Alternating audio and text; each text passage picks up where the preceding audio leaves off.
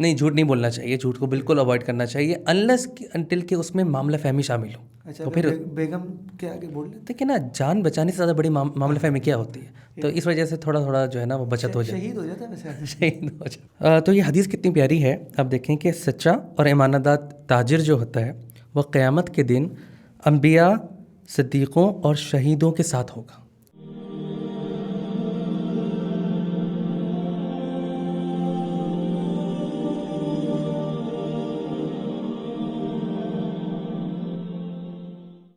बिस्मिल्लाहिर्रहमानिर्रहीम। अस्सलाम वालेकुम वरहमतुल्लाहि वबरकातुहू। पिछले प्रोग्राम में बात हो रही थी वक्त की पाबंदी की, लेकिन मसला सिर्फ एक नहीं है।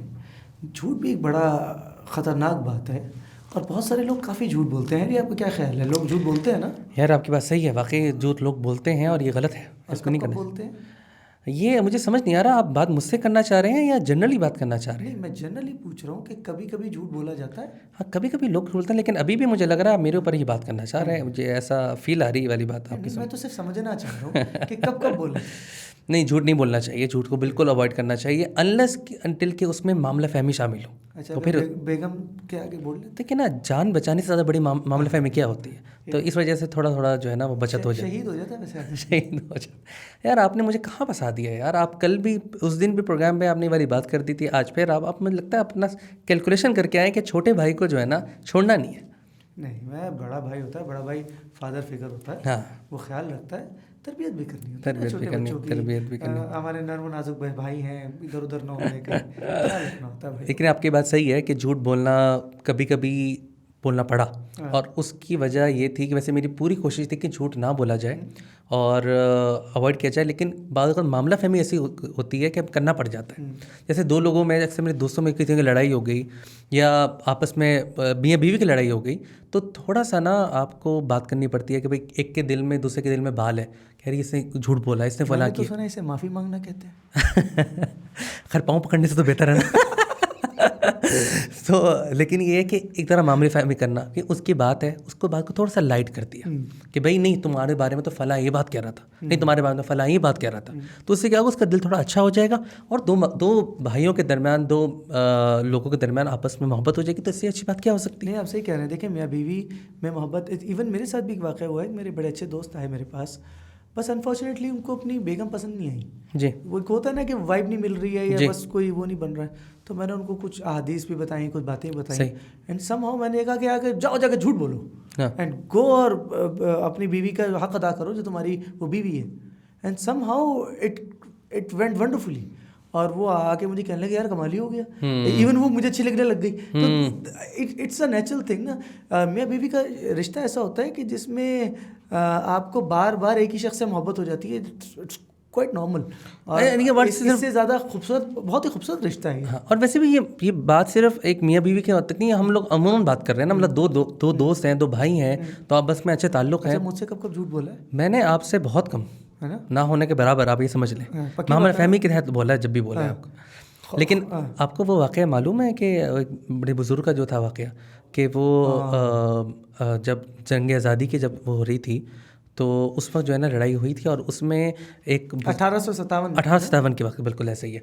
और उसमें ये हो रहा था कि अंग्रेज़ जो है उनकी तलाश में आए और उनको पता चल गया था कि वो वहाँ पर है, तो उन्होंने उनकी रेड की। वो एक बाग में चले गए और बाग में उन्होंने क्या किया, उनका गेटअप इस तरह का था, बिल्कुल एक जैसे एक वहाँ के बाग में जो लोग रहते हैं उन जैसा गेटअप किया हुआ था। वो बाग था, वो एक मस्जिद। देखिए कितनी अजीब। हाँ, आप सही बात बता रहे हैं। के बड़े सालार थे वो, जी जी, कमांडर। जी जी। लेकिन उलमा होते हैं ना, सादा रहते हैं। हाँ हाँ। तो वो इतने सादा थे कि अपने घर में, अपने जहाँ रिहाइश थी मस्जिद के में, उसके बाहर झाड़ू दे रहे थे। झाड़ू दे रहे थे, बिल्कुल ऐसा ही है। तो अंग्रेज़ आ पहुँचे और अंग्रेज़ों ने पूछा कि भाई जो मुफ्ती, जो भी वो बुजुर्ग थे, सिपा सालार थे, उनका कि भाई तुमने फला बंदी को देखा है? तो उन्हीं से पूछ लिया। शक्ल नहीं जानते थे, अंदाजा था, झाका भी खा गए कि झाड़ू देने वाला, झाका खा रहे थे कि झाड़ू देने वाला ये तो सिपा सालार हो नहीं सकता। तो उन्होंने क्या किया कि वो एक कदम पीछे हटे, उन्होंने कहा कि हाँ अभी तो यहीं पे थे। तो अब आप देखें कि इसमें इन्होंने झूठ भी मतलब इस तरह से बोला है, झूठ नहीं बोला, कवर किया इसको, और जो है अपनी जान बचाई। हालांकि वो झूठ बोल सकते थे, लेकिन इन्होंने यहाँ एहतियात की और झूठ नहीं बोला, क्योंकि एक कदम पीछे हट गए थे ना। तो देखिए कैसी बड़ी बात। मैं भी एक बड़े आदमी को जानता हूँ जी, है तो बड़े काबिल आदमी, लेकिन उन्होंने एक दफ़ा मदरसे से छुट्टी कर ली। अच्छा। और छुट्टी भी कर ली, और छुट्टी करके एक और छुट्टी कर ली। एक तो छुट्टी हो गई, उसके बाद दूसरी भी कर ली। अच्छा। जब दूसरी की ना, तो जाके जो अटेंडेंस मार्क करते हैं उनको जाके बताया कि जी मेरा एक गुजरता ये मसला था। उन्होंने कहा ठीक है जी। तो उन्होंने कहा कि जब मैं कल सुबह जब अटेंडेंस ले रहा हूँ ना, तो आप मुझे वहाँ रिमाइंड करा दीजिएगा, मैं आपकी लीव लगा दूँगा। सही। कहा ठीक है। तो इन्होंने जाके उसका कोई रीज़न ऐसा था कि लेट हो गया था, लेकिन प्रॉपर जस्टिफाइड रीज़न था। सही। तो वो जो है ना वो पहुँच गए अगले दिन। अच्छा, मैं भी लाइन में था क्योंकि उनके बाद मेरी बारी थी, तो मैं अब देख रहा हूँ कि ये क्या बात हो रही है, क्या होगा आज। तो वो कहने लगे कि उनके पास गए, हमसे कहा कि वो मेरा ना कल लेट हो गया था। उन्होंने कहा अच्छा। फिर जब वो जाने लगे ना, कहने लगे वो परसों क्या हुआ था।